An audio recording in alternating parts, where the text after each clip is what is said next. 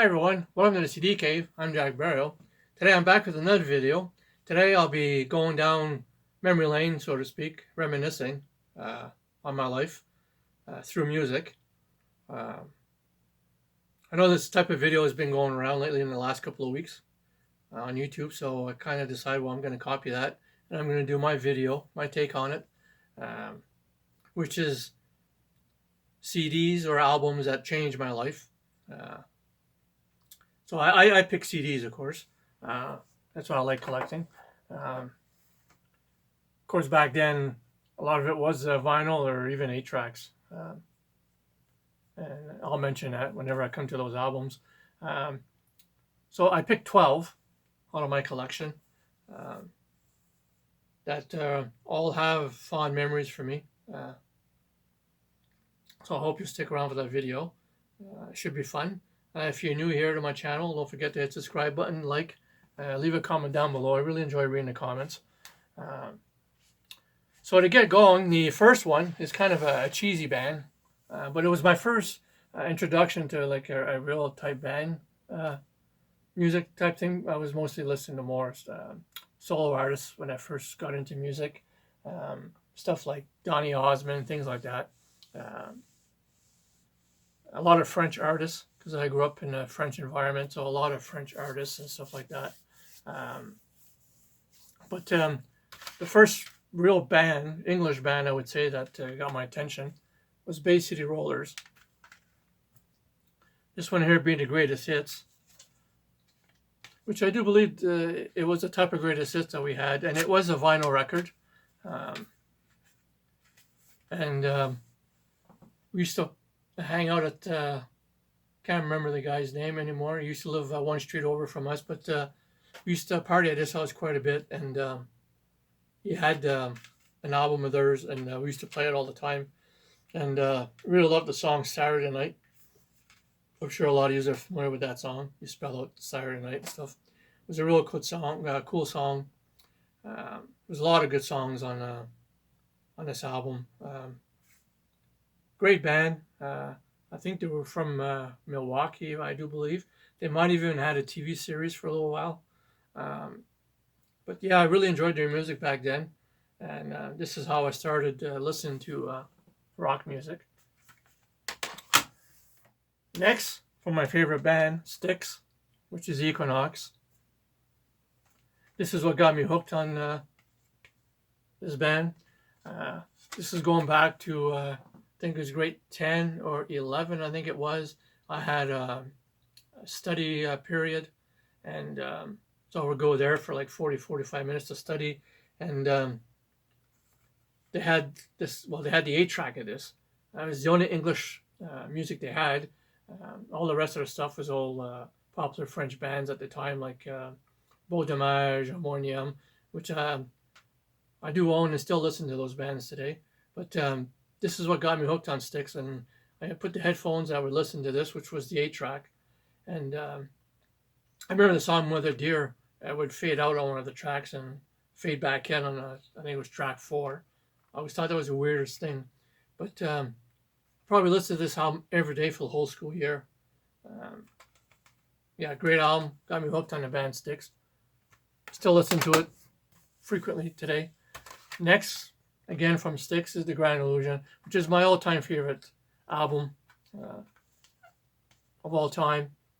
I associate every song on here with some period of my life. The Grand Illusion is my favorite song in rock. Whenever I get depressed and feel down, stuff like that, this is the album I always throw on. And I've had the 8-track of this, I've had the cassette, I've had 2 or 3 vinyl copies, as well as CDs, and this is my go-to album for when I'm down and not feeling great and stuff. This always picks me up, and I don't know why, but The Grand Illusion. Next would be my first introduction into heavy metal. Back then it was heavy metal. Today it's basically just heavy rock. It would be Black Sabbath, Paranoid. Again, introduced by a friend. Most of these albums are all introduced through friends.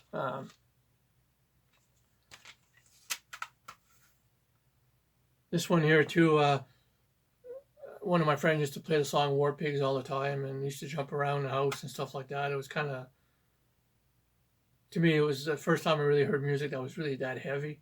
And of course, Iron Man and Paranoid.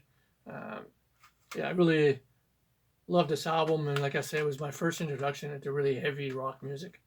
And I own the vinyl of this, but it's barely playable anymore. There's so many scratches on it. I used to carry this from different people's houses, for parties and things like that. Love this album, still do to this day. Next, In Rock by Deep Purple. This is my first introduction into the heavy organ sound, which I still love today. One of my favorite sounds. Then again, here, a friend of mine, his brother had a little record collection, and when he used to leave, we used to go through it. And this is the album that used to stick out the most for me, probably because of the artwork. So it was my first introduction to Deep Purple, and great songs on here. Still love this album, and great stuff. Next, Alan Parsons project, I, Robot. This too, I still have this on vinyl. One of my most played albums. It was my first introduction into a lot of the synthesizer keyboard style music. Still love this album to this day. It's a toss up between this one and Turner Friendly Card for me. But I always have a sentimental spot for this album. I love all the tracks on here. I like the way they're set up. And it brings back a lot of memories for me. This one there, especially with a couple of friends of mine that really love this album that have now passed on. Brings memories there from this album. Next, my first introduction into the saxophone. And that Crime of the Century. Love this album. One of my favorite albums of all time. Love listening to this album with headphones. Growing up, I used to live in an apartment building, so we couldn't play the music very loud. And if I did put the music on, my mom would always say, "Oh, put your headphones on."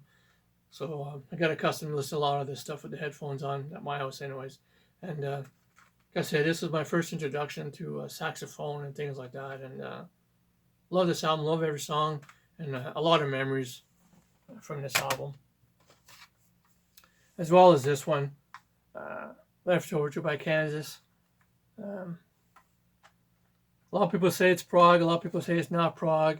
I consider this one proggy, and for me it was probably my first introduction to prog music. From here I went on and discovered Yes and some Genesis and that, but this album I played over and over. Carry On My Wayward Son, still love that song to this day. And of course the artwork too, right? Love the artwork. And this as well has a lot of memories for me. Growing up in the late 70s and early 80s. Left Over to by Kansas.